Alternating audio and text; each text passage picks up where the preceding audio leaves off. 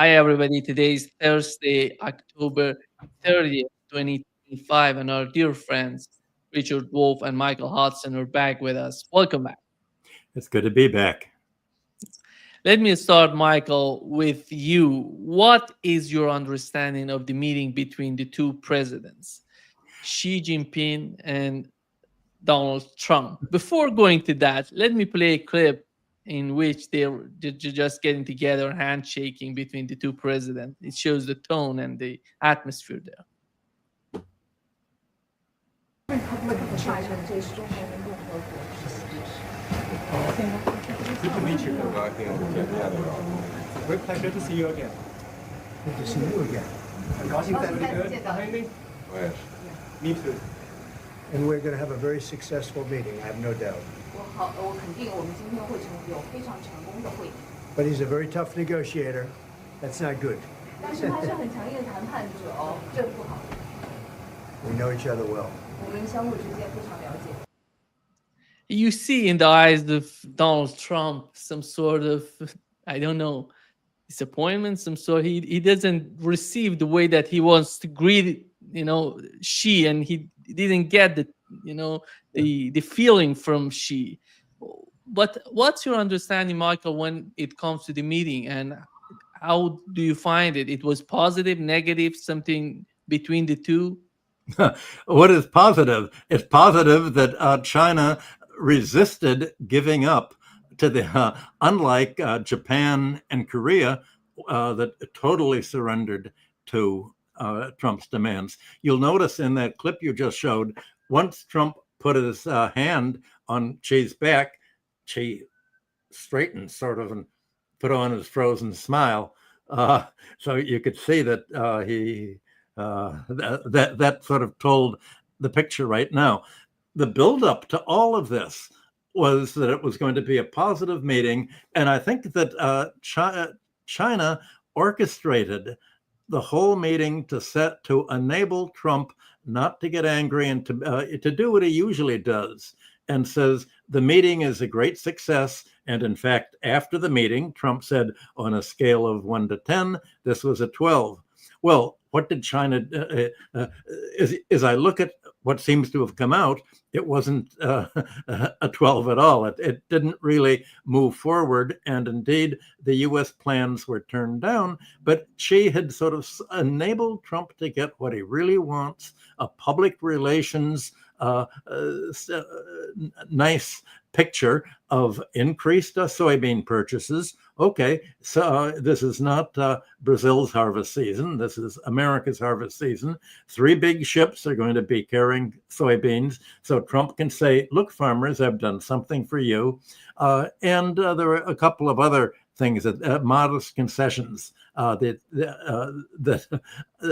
China made that are very marginal. They're concessions that weren't a sacrifice. But what Trump had wanted was what essentially America has insisted from Russia. Let's have a ceasefire, and a ceasefire will, let's roll back everything to the way it was before the tariffs. They haven't worked. I realize that instead of isolating China, Trump's tariffs have isolated himself from China. And he said, well, let's go back. I'll get rid of the tariffs and we'll make things the way they were. Well, China's response is a lot of things have happened since you did the tariffs. For instance, we've done a mirror image. We've adopted your policy of national security really has to play a role in our trade policy. And we've imposed national security constraints on our exports of raw materials and other gallium and other elements, so that we're not going to export anything that can be used by your military at all. Nothing was discussed about that. There was Trump says, well, they are going to relax some of their rare earth exports, but it turns out that what China, according to the reports here from Bloomberg and others, China said, yes, we will relax our exports of what you need for rare earths, but you'll have to relax your controls. Number one, you'll have to remove your constraints on designated companies in China, your list of companies that Americans can't deal with and cannot import any products with products of these companies like Nexperia in Holland that the Dutch government confiscated from China at US demands, that has paralyzed the automobile car battery industry from Germany all the way to the rest of Europe. The US will have to remove its constraints on exporting high-end computer chips from NVIDIA, the very high end. It can only export the low uncompetitive computer chips that the Chinese are now already cutting the NVIDIA market for by, I think, 75% by producing their own. So these are the conditions for all of these nice agreements that Trump has talked about are not going to be met by the United States, because Trump has surrounded himself with anti-China hawks. They're not going to agree to anything. So Trump did most of the talking, and Xi just had his usual enigmatic smile. And afterwards, there's no mention of any TikTok deal. No mention at all, except that the U.S. would roll back tariffs in exchange for China not selling drugs that could be used to make fentanyl. But the U.S. pharmaceuticals industry is dependent on China for its exports of chemicals and pharmaceuticals, as the U.S. computer industry is dependent on rare earth. So it's really unlikely that China had to really give up anything at all. There may be just one or two chemicals, and it'll continue to completely dominate the U.S. market, and the U.S. dependency on China will continue. So China has not given anything, and usually there's a memorandum of agreement, and the memorandum of agreement isn't really a promise, because agreements have to be signed and approved by Congress and go through a long political process. No agreement at all. Nothing, only Trump saying the meeting was great. Well, he always says the meeting is great. And when there is a press release of the meeting, the U.S. press release is very different from the press release of the other side of the meeting, whether it's Russia or China or whoever. So China has been closed mouth, and there's no indication that it's given up anything at all. So that's sort of a common denominator of Trump's meetings, where the Dow Jones is up, as it's been up every single day. NVIDIA says, oh, that's great. Our shares are up. We're going to sell more to China. But it also said we need the Chinese market. If we don't, if Trump does not allow us to sell the very highest, most productive rare chips to China, then we won't have the money to engage in the research and development to stay ahead, and we'll fall behind. That was what the head of NVIDIA said yesterday at the meeting. So it looks like China has maintained its control. It really hasn't given anything except some a few marginal twists that look good, like the soybeans and the drugs. I don't think the U.S. is going to, or Europe is going to, remove the sanctions against Chinese purchase of the Dutch chip engraving machinery, and it probably won't even do anything about Nexperia. The Germans have said they're willing to close down their auto industry and just live with it, as Germans do. So that's basically the situation. I think it was a win for China in resisting the surrender that Korea and Japan gave. Richard, your take. Well, as I read the history of these sorts of agreements, memos, even when they do go through the political process and become so-called legitimate, binding, and all the rest, that they always have two qualities that people forget. The first quality is the world is finite and everything changes, and whatever you agree to today can be unagreed to one way or another tomorrow. The second thing is that there are always unspoken agreements that coexist with whatever is spoken or written about in press releases. The two of them, for example, may have come to some agreement about TikTok, but that includes an agreement not to talk about it for the next 3 months or the next 6 months, or God knows what they might have done. They might have changed what the balance will be between the portion that basically China holds on to and the portion that the Americans have some say in, because that was being negotiated. And obviously that wasn't easy to resolve, since they've been at it for at least 6 months, if not longer, and can't reach a resolution, which is why, as each deadline for a resolution approaches, Mr. Trump says we're going to extend it another 3 months and stuff like that. Those are signs, not that you need them, but those are signs that beneath the surface, other things are going on. So I'm a little nervous. I understand what Michael just did, and it makes perfect sense. I don't want to hang too much on how things appear in the moment of the meeting. Michael is absolutely right. I've never seen Mr. Trump come out of a meeting in which he doesn't think he's just done the greatest job imaginable, won the greatest results one could hope for. I mean, it's clearly pathological. It had nothing to do with what actually happened. Now, having said that, I want to go back and quote Michael last week, back to all of us.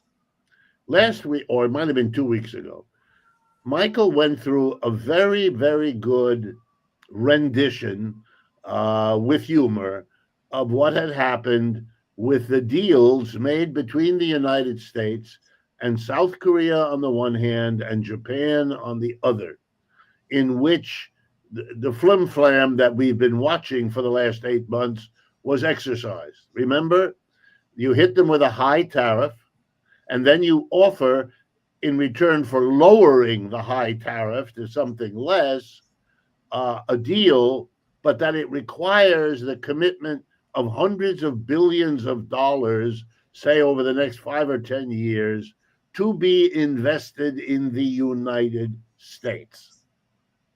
A deal quite similar to what was done with Ursula von der Leyen, from Europe. The same deal will lower the tariffs a little bit from what we had said, but you have to promise. In the case of Europe, the promise was larger, 750 billion in energy purchases plus 700 billion in investment. Okay. That was outrageous. And it was so outrageous that one had to ask the question that one normally kind of puts aside: what's really going on here? Did they really commit?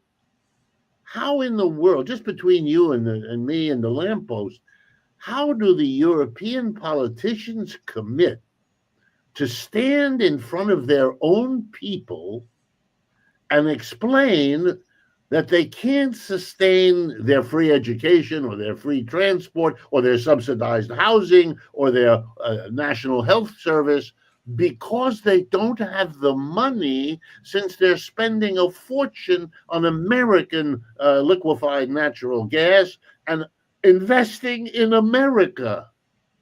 This is political suicide. Even the Europeans, who seem to be very good at that particular activity, even they wouldn't go that far.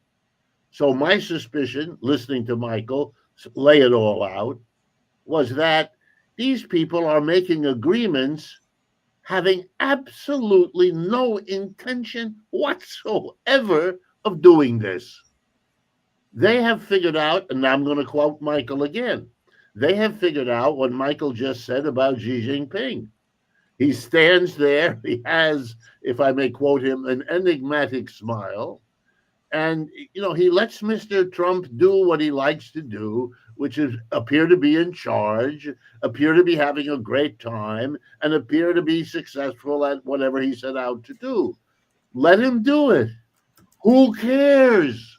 It doesn't matter anymore. Mr. Trump won't be there 3 years from now. And a lot of things can happen in those 3 years, not to speak of what happens later. Sure, we'll do this, we'll do that. And then when it comes to doing it, there'll be a delay, there'll be a problem, there'll be an unforeseen aspect to it that requires new negotiations, on and on. That's what you do when it is not politic to say right in his face, no, because you don't know what Mr. Trump may do when he's pressed into a corner. So you don't. You've discovered this is the best way. It's very important not to aggravate the fellow. And if you need an object lesson, just watch the interactions between Mr. Trump and the Canadians. There you'll see a nice example of why it is wiser not to push back very much, because you're going to get hurt in that process. That's my reading. That the South Koreans thank ICE, because that absurd raid by ICE of the South Korean factory in Georgia allowed the South Koreans to back away from what they had agreed to. The Japanese must be fuming as they watch South Korea on the one hand and China on the other not give to Mr. Trump even what they've been willing to give. It puts Japan in a very, very bad light, along with Europe. So that's my take. My take is, because it isn't working real well, and because if I'm informed correctly, there is actually a serious chance that the Supreme Court will somehow invalidate some of the tariff business of Mr. Trump's. He has to prepare for the very bad look that will give to everything he's done. So he needs some successes. And so he has to go to Asia, because the great success he had a few weeks ago has unraveled on him. And now he's going to shore it up with a visit and lots of photo ops. Other than that, I don't think much has changed. Well, Richard, you and I have a forecasting problem. It's our materialist approach to history. We always expect the most logical thing for other countries to do will be to act in their own self-interest. Obviously, that would not help us forecast what Germany has done or what a lot of other countries will done. And as I look at the agreements that Korea announced after the meetings with Trump, they said, well, we are going to give up the $350 billion. Remember, the prime minister of Korea said there's no way Korea can possibly pay this amount of money without essentially imposing austerity on its economy, as you pointed out. And it's not Japan, doesn't have anywhere near that much money. But they said, we agree to the $350 billion. And Trump spelled out that $150 billion of this, that's a big chunk, is going to be in building a nuclear power submarine. Okay, that Korea expects to make a profit, just like the military industrial complex in the US will make on the submarine. So I can understand it's giving $150 billion to invest in this huge shipbuilding, because it has a shipbuilding industry and America doesn't. Okay, mutual gain. I don't know about the 200 billion remaining on equity investments because, as you just pointed out, it didn't go very well in Georgia. And the loan guarantees. I would not want to guarantee something that Trump is in charge of deciding who gets the money. But it looks like they've promised it. They've also promised to buy more U.S. oil. Well, okay, I think they will. Does that mean that they won't buy Russian oil? Does that mean that they'll end up looking like German industry? Well, maybe that's the case. But at the end, you made the all-important point. What if the Supreme Court says that it invalidates the tariffs that Trump has done? It says only Congress can pass the tariffs according to the Constitution. Well, is this going to enable other countries to negate the deal they've made? Can other countries said, oh, we made all of this deal in exchange for cutting the tariffs. And now that there aren't any tariffs, we don't have to give any give back that Trump has been demanding. So there's no give back. Trump has no leverage over us by threatening to wreck the U.S. market for us. So that will somehow give them an out. Do they have the backbone to do this? And same thing with Japan. Does Japan have the backbone to do this? Well, just before you had the meeting in Korea, you had the ASEAN countries of Asia making a free trade agreement among themselves. And that will include trade with China. So it looks like before the meetings begin, the Asian countries were already looking at how can we replace the U.S. market that we were dependent on so that the United States cannot weaponize its foreign trade and hurt us like they did in 1998 with the Asia crisis when they smashed our economies financially through the International Monetary Fund and forced us to privatize and to sell commanding heights of our industry to American investors, where only Malaysia was able to avoid all of this crisis. Will they remember that experience? And is this what has been guiding them? We have no way of knowing. Nobody's mentioned it at all, but obviously when they've made an agreement, they're thinking that way. But I want to go back to China. Let's look at what China's real interest is in all of this. There are a number of things that it wanted.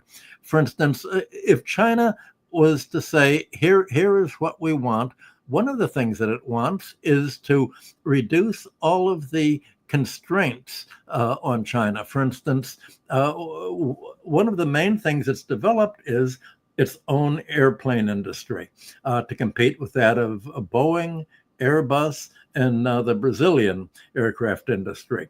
Well, the International Transport Authority, that's controlled by the United States, has refused to authorize Chinese airplanes. It just won't sign off on the airplanes. And that means that the Chinese airplanes are not allowed to arrive in other world airports. This is obviously a block. Nobody mentioned that at the meeting, but certainly it's been a big discussion in China. I thought that perhaps China would agree to buy more Boeings in exchange for the U.S. blocking this. But apparently, the problem is that as long as the Western air companies control the market for airplanes, they control the repairs and the replacement parts, and they can essentially paralyze other countries' air transport by simply not repairing and not providing replacement parts. They could do that. The Chinese did focus on the fact that the U.S. Has imposed the sanctions on the purchase of Dutch engraving machinery and the whole fight over computer chips. it seems to have developed. I think the small print, when it all comes out of the agreement, will mean that, well, you haven't complied with the United States. Essentially, what I think when Xi said the ship of international diplomacy requires two captains in order to work, what he meant is that tit for tat, that what the United States has designed as a rules-based order are exactly the weaponization of trade and investment, and the constraints, and the ability to impose sanctions, and the ability to withhold exports that the United States has done. So I think China said, we've agreed with you, Mr. Trump. We're going to apply the same logic to you that you've been doing to us. And if you want us to relax the constraints on our exports to you, you have to relax all of the American constraints and the constraints of your satellites in Europe on your exports to us. So we can buy the most sophisticated NVIDIA chips. We can buy the chip-making machinery from Holland. You will not be able to simply grab our investments in Europe or the United States, like you've grabbed the Russia's $300 billion of deposits in Belgium. It has to be a quid pro quo, the same rules for us that that apply to you. And if you have that symmetry, then we can go along it. And it looks to me, from the preliminary reports that came out of these meetings, that everything was a quid pro quo and a rollback. And that means that the entire last decade of edifice, of specific limits to try to cripple China's industry, computer industry, airplane industry, and other industries will have to be removed. I don't see Congress doing that. Mr. Trump may say he'd love to do it and try to blame Congress. I'm sure he'll blame the Democrats and the left-wing communists like he likes to do. But I just don't see anything concrete coming out of these meetings except for China buying soybeans, as it always does, and a few other U.S. products that it can use and productively, and that it benefits China. I don't think China is going to do anything that benefits China, unlike Korea and Japan, which, as you say, don't do anything that doesn't benefit the United States. Yeah. Let me add also, I don't mean to be hard-nosed about this, but I think it's a reasonable reading of the history that this is always what happened. Each side gives up what matters least and then proceeds to maneuver in every way it can to evade, to avoid, to water down. And then when even those things don't work, then there's the whole illegal, covert activity. I want to remind people, a big item standing in the way of fighting that war in Ukraine was the dependence of Europe on Russian oil and gas, which the Europeans did not want to give up. So someone blew up the pipeline. All right. That was another solution to it. You didn't need an agreement by Angela Merkel or anybody else to make a decision politically. You forced the issue in that way. That's what I think is happening. And I don't think we should be surprised. I think they have decided that the strategy with Mr. Trump, it took them 6 or 7 months to kind of see how up and down, how uncertain, how herky-jerky it all is. When I brought up the stuff about the United Nations, I just wanted you to use, I'm sorry, about the Supreme Court, I just wanted to use it as an example of the many things that can happen that change the terrain on which all of this is fought. But, even if the Supreme Court says it has to be Congress, in a moment of the emergency, Mr. Trump will get the Congress to vote for whatever it is. In other words, he'll immediately reinstate all of the tariffs that he has going as acts of Congress, because he can control, at least for another year, what the votes of the Congress. There'll be close votes, but he has a good chance of winning them. So he'll try that. Then the question will be, in the interim, while that works out, do they apply? Do they not apply? And then there'll be a dispute, and there'll be another meeting in some global capital to work that. It never stops. This stuff never stops. And while I am impressed, Michael is quite right to be impressed at what the Europeans are willing to do to destroy themselves. And I'm assuming it's because they think that any other choice they make is even worse. But that if you're any good as a political leader, you know that the name of the game is not to make the right choice in that moment of extreme, but never to let it get to that point. That's your job as a politician. Don't get to the point where you have to choose between something that's horrible and something that's even more horrible. If that's the choice you have already failed. And yes, you will congratulate yourself for making the choice that isn't the worst one. But anyone with half a brain knows that your mistake was letting it get to that point, which the Europeans, that's what they did. That's why they're so desperate in their dead end that they have allowed themselves to be maneuvered into, that they have to have a cataclysmic external scapegoat enemy. And that's the role of Russia.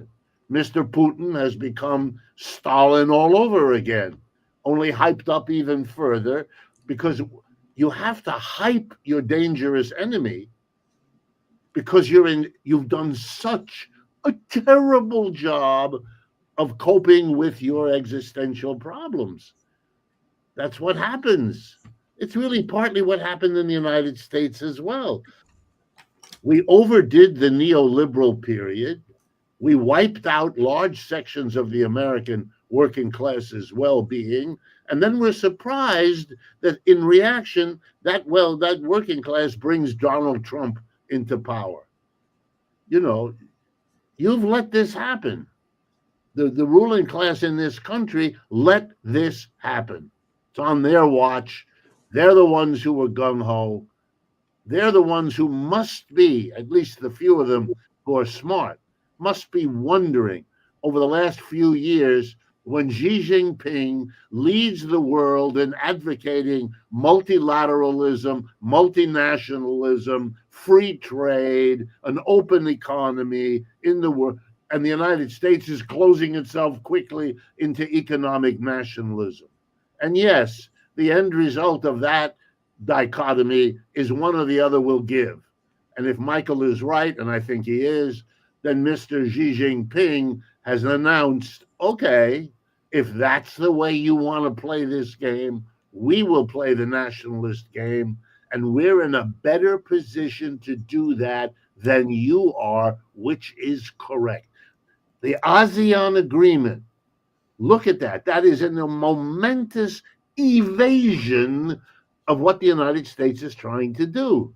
Close the free trade. No, they're opening a free trade. They're doing it regionally. They're doing it step by step. But they are creating markets for themselves, all of them, so they don't have to rely on the United States. That seems to me straightforward and obvious that they should be doing that, and that China should take the lead, and that the South Koreans and the Japanese, wink, wink, are looking to make China more of their customer because the United States is too unreliable. Michael, Yeah. do you think that Japan is on the path of becoming the Germany of Asia? It looks like Here is what, Michael, before going to your comment, here is what Pete Hegseth said before the meeting between Xi and Donald Trump. Minister and I discussed today the security situation around Japan and in the region remains, as he said, and we agree, severe. The threats we face are real and they are urgent. China's unprecedented military buildup and its aggressive military actions speak for themselves. That's why President Trump's peace through strength agenda is so important. The plan, Michael, today for Germany is militarizing Germany, somehow breaking down the economy of Germany has suffered a lot during the conflict in Ukraine, and they're talking about militarizing Germany. It seems that they want to put the money, the budget in the military industrial complex. Is that going to happen to Japan, in your opinion? Well, remember, it's already happened to Japan once before it happened to Germany in the 1985 Plaza Accords and Louvre Accords, where it agreed to U.S. demands that it increase its exchange rate to make its cars unsaleable to the U.S. and to agree to U.S. quantitative limits on the number of cars that it could sell in the United States. Japan, since 1990, went into what was called the lost decade, that I guess you could call the lost generation. Its economy shrank, and its population has been shrinking. Its reproduction rates have fallen in there. So it's already gone down that route once, and it decides that it likes that route. It can live with that route. They're very patient people. So they've already surrendered to all of this. And the fact that they've agreed to buy more U.S. arms that don't work. They agreed to increase their purchase of 75% American-made rice that in the past, Japan has said they don't like the American rice. It has pesticides. It doesn't taste as much. It costs much less in the stores than Japanese-made rice. Well, they're agreeing to. The ruler said, "We don't care what kind of rice the Japanese like to eat. We're going to stuff American rice down their throats because that makes America great again." They've also agreed to increase the arms, even though the arms from the U.S. are just as bad as U.S. rice, from 2 trillion to 2.5 trillion yen. That's a 25% increase in their purchase of U.S. arms. There was some worry in the U.S. that Japan might ask the U.S. to pay higher rents for its military bases there. And instead, Trump has told Japan, you're going to have to pay us to share the burden of fighting Russia. You're going to have to pay more for our occupation costs so that we can continue to make sure that you don't do anything that benefits Japan more than the United States. It's a win-lose deal. That's what I've promised my foreign policy will be. And Japan's going along with this. There was all of this talk before the last 2 weeks before the meeting, when Japan's new prime minister, who's always been very, very pro-American, said that somehow, well, there may be a plan B. She's going to increase trade with China. She's going to open it up. And I think all of this was a threat by Japan, saying, we do have an alternative. There is a plan B. We can always trade with China. And I think that all that talk was just to try to minimize the demands that the United States will make.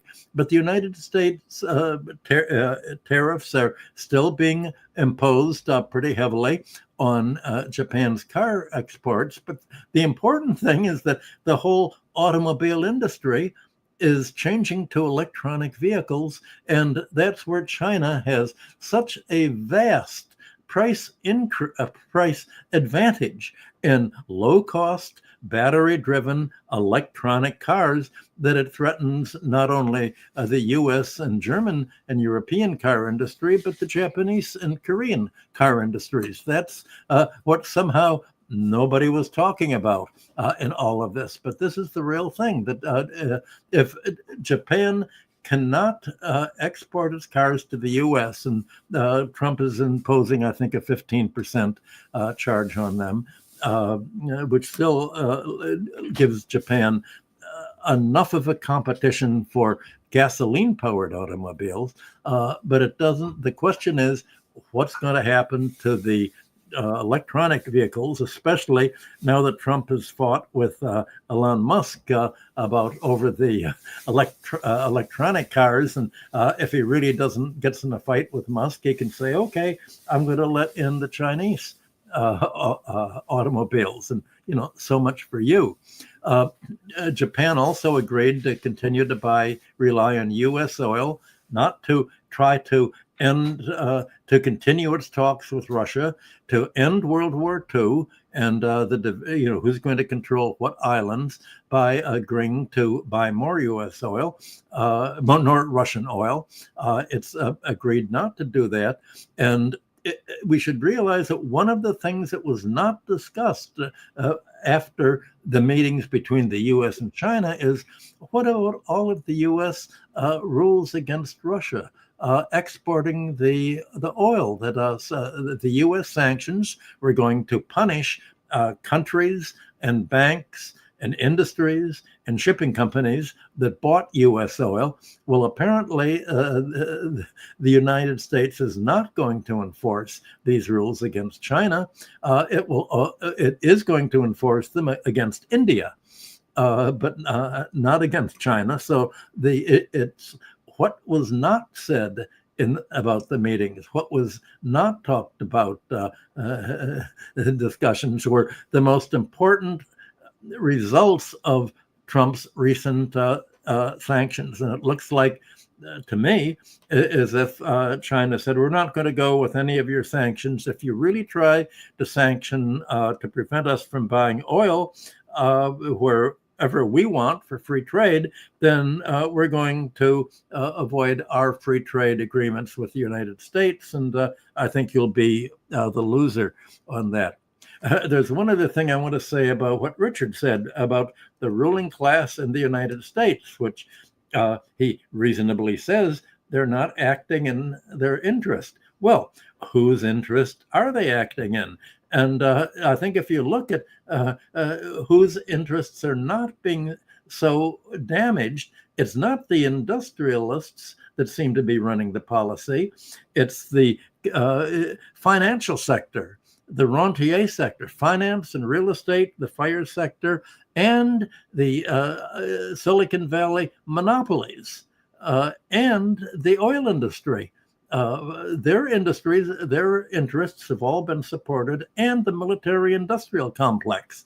So it looks like the ruling class in the United States is not industry, it's the military-industrial complex, which is not exactly a capitalist industry. It's a cost-plus the Keynesian or corrupt giveaway. The oil industry, natural resource rent, and finance and real estate. It's a rentier society. It's a finance capital ruling class, not really the industrialist ruling class. And I think that's how you can explain how the U.S. sanctions have backfired so much from the point of view of American industrial development and its labor force. And why isn't the United States supporting industry in favor of the finance capital industries? Because industry does something that the other industries don't. They employ labor. And if you employ labor, its wages are going to go up. And there's still a class war against labor here that's shared by the Democrats and the Republicans alike. I think that if you look at the agreements and who benefits and who suffers from them, if you look at it from the point of view of this domestic class war here, as I'm sure you have a lot to say about, it's more explanatory about just who has the power by being the donor class over Trump.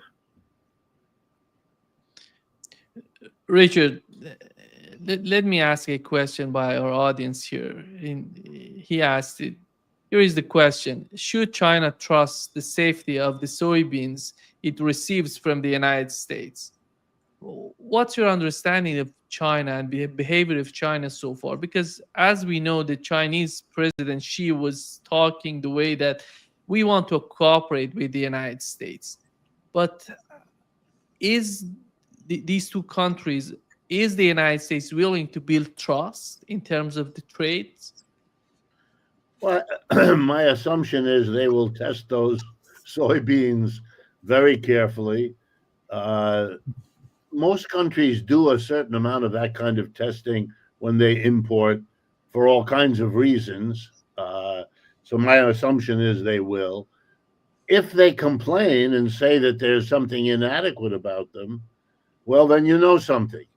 Not necessarily that there's anything inadequate about them, but that they have a reason they don't want to buy them. I mean, I'm not going to quarrel with the Japanese. They have every right to prefer whatever rice they want. But the statement that it doesn't taste as good as it, okay, that's a government that wants to push back. And I understand that why the Japanese would want to push back.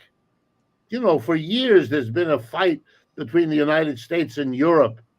The Europeans claim they do not want to allow the United States to export chickens because in the United States, chickens are farmed in an industrial manner, which if you have any shred of sympathy for the animal kingdom would horrify you. If you've ever visited one of these chicken factories, it is beyond a horror story that you could ever develop. Well, but they couldn't do that until they developed the following argument. It turns out that one of the normal chemical procedures done on a dead chicken is to douse it in chlorine. So it is in Europe, it is referred to as chlorinated chicken. And they have all kinds of health concerns about ingesting chlorine when you eat your chicken. I find this amusing. It may all be true, I don't know. But I know that the authorities in these countries don't do that unless there's a good reason. And whoever makes money by processing chickens in Europe that are bought from the United States just lost a fight with whoever profits by keeping those chickens out.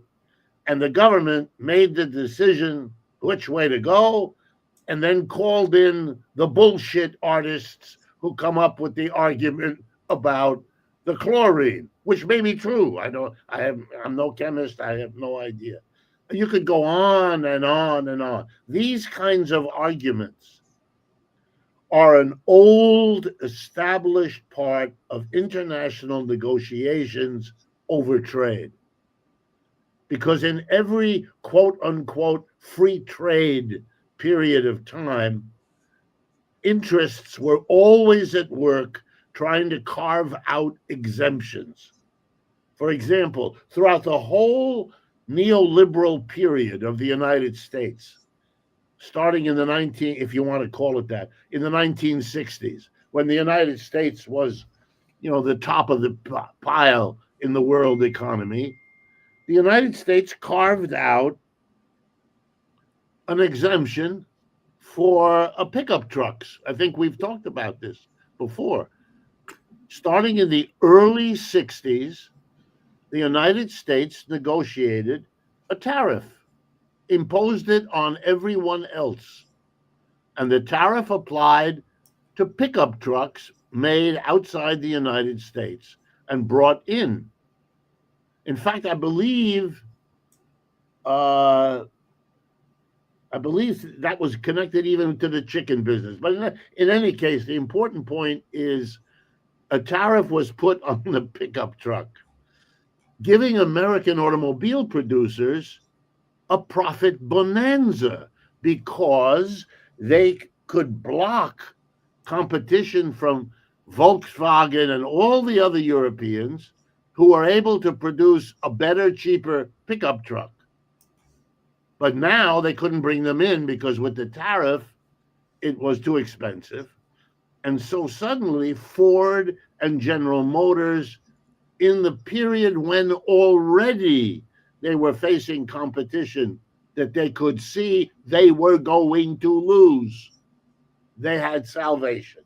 They had one kind of vehicle where they could So what did they need to do? They needed to convince the young American male that his masculinity was wrapped up in having and driving a pickup truck. Whether he needed it or not had nothing to do with it. You were manly. It was the way Marlboro sold its cigarettes. That's how the car companies. You got off your horse smoking your Marlboro and climbed into your pickup truck to finish your Marlboro. You were now a real man. The culture of America, everything, it had to do with a tariff imposed in the middle of an anti-tariff free trade regime. You're now seeing politicians agree with the United States. Michael may be right. They may be really caving in. But I'm not so sure. I think that's their short-term strategy for sure. But they may be assuming, I think they are, that there will be ways to minimize, to postpone, to evade, and eventually to undo whatever it is they're agreeing to with this gentleman. And he too will pass. And that's what they're going to focus on. Well, that's certainly the logical thing for them to do, Richard. You're quite right. I guess the equivalent to the auto trade a half century ago is the computer trade today. And just before the Trump meeting with President Xi, you had the NVIDIA meeting where its head, Mr. Huang, said that he told the reporters in his press conference that NVIDIA continues to be shut out of the Chinese market because of the U.S. constraints, and that's going to hurt America more than it hurts China. And he delivered his big speech, and he said that without exporting more to China, even though NVIDIA's just became, I think, the $4 trillion company yesterday, and its shares were soaring on the New York Stock Exchange.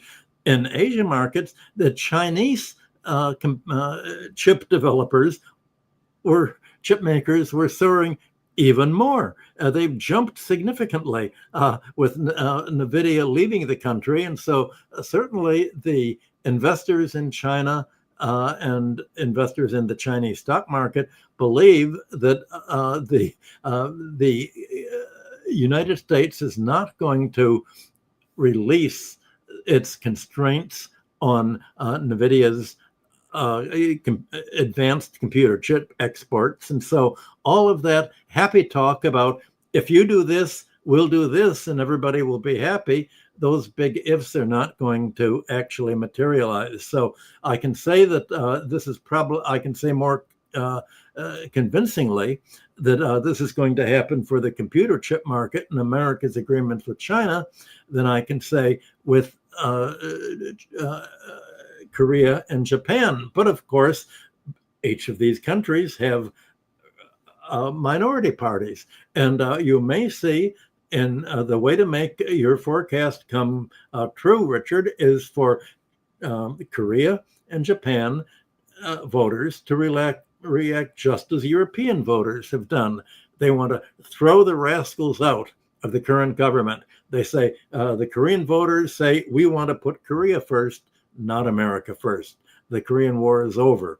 And the Japanese voters will say, World War II is over. It won't be over until we sign an agreement with Japan to officially end World War II, which is still officially on. We want to end the war, and by ending the war, end the U.S. occupation and reorient our trade to what's best for Japan, not for the U.S. So this domestic political challenge in Korea and Japan may reflect the same kind of nationalistic voter reaction that we're seeing in America's satellites in Europe, from Germany to France to England. That's the interesting. That's the political dynamic at work.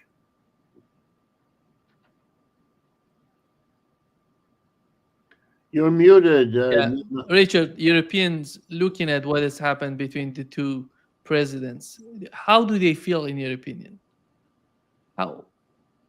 Well, I think the Europeans continue to strike me as being the proverbial deer in the woods, caught in the headlights of an oncoming car and frozen in a position that is extremely vulnerable and dangerous, but transfixed in some way that they cannot get out of it. I was struck by the results of the Dutch election.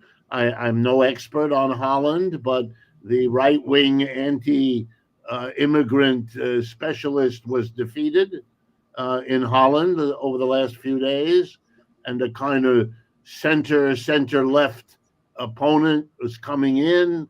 There has to be a coalition government.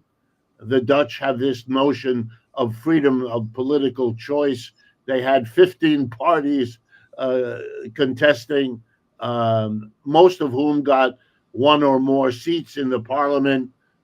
They run their democracy differently. They actually believe that there ought to be differences that negotiate with one another, and not just for the votes, but once you get, it's proportional representation. So if you get a certain number of votes, then you get that number of seats in the parliament.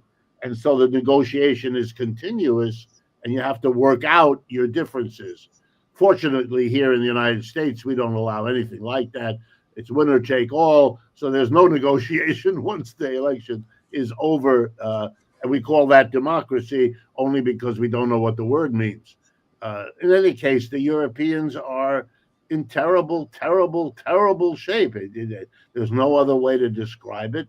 The statistics, if you look at it from a macro perspective, are very bad. England is very bad, and Germany is very bad. France is not good. Italy is strange. Spain is too small. And then the rest of them are tiny. It's just nothing is being resolved. Everything is being given away to the United States. Their overly expensive energy is being locked in for the next 5 or 10 years, if I understand what they're doing. They continue to denounce Russia, which gives them nothing that I can see. And they continue to fight the war in Ukraine, which they are losing. So when you add it all up, it is an awful, awful situation. They are sniping away at their social safety net. That is pissing off the people of those countries. Some of them are going to the right, some of them are going to the left. But either way, the middle that was so comfortable in Europe for so long is now resorting to pretend politics, not a real politics. They notice the growth of the left, they notice the growth of the right, and they don't see any salvation. And there is no salvation unless they break with one or another of the chains holding them down at this point. And the right wing really doesn't offer much. And if I were the right wing, I would have to come up with something new, because beating the drum of immigrants doesn't work. If after a while it looks as ugly as it usually is, and it doesn't solve your problem. That's going to be a problem in the United States also. Exporting the poorest people in your country, the undocumented immigrant, is not going to solve the economic problems of the United States. It just isn't. There are not enough of them. They don't hold the position. And the secondary troubling effects of even doing that are going to outweigh any benefit you could get from it. So, yes, it may be a clever political ploy. For a while, the people might believe that by treating immigrants the way ICE treats them is a necessary, but it will not solve the problem. And after a while, that problem being unsolved is going to drive people in new and different directions. Next Tuesday, the people of New York City look about to show everybody what that new direction is. Well, I think, Richard, I hope, I think we're both in agreement that we hope that Japan and Korea will not be as subservient as Europe has shown itself to be. And if its parties call itself, or if any party calls itself center left, it means it's not the left. Right. Center means we are not the left. And that means we're on the right. Yeah. So that's my view. And that's the political problem. Yeah. Well, the guy the one who came in first calls himself in Holland, in Netherlands, a center left. But in order to govern, he has said he's going to make a coalition with the actual left. So then, that's the question, what that might mean. Uh-huh. Thank you so much, Richard and Michael. Great pleasure, as always. Okay. Thank you. See you next week. Bye-bye.